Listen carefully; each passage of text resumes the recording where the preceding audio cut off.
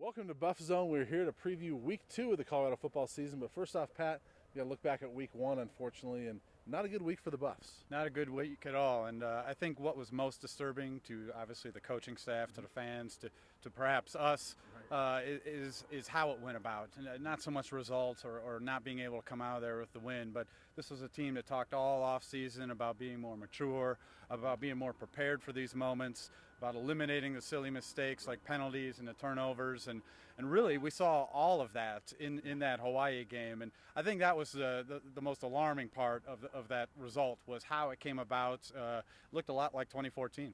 Yeah, it did. And I know I've seen some people mention, well, there's travel, it's a tough trip, and that's all true, but that didn't play a factor here. I mean, this was just a team that did not come out ready to play in its opener, which was shocking considering it's year 3 under McIntyre, and a lot of these guys have been here the whole time.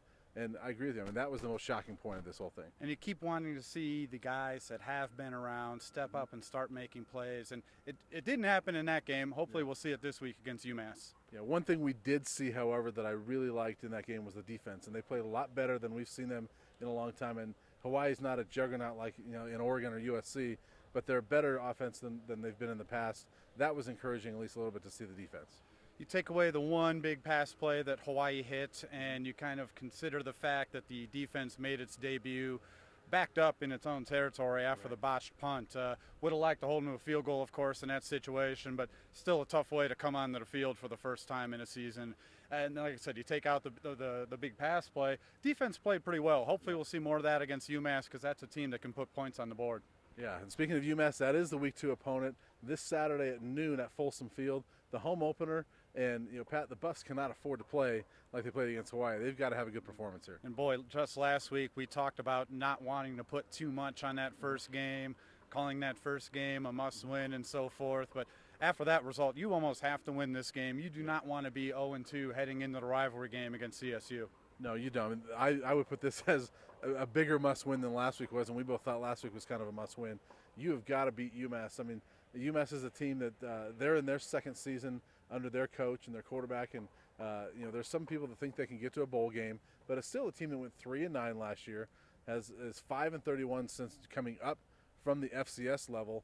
This is not a great football team. They're coming into your building. They're coming across the country. You got to win this football game. And that defense we just talked about is going to be put to the test this week. Right. Hawaii was breaking in a new quarterback.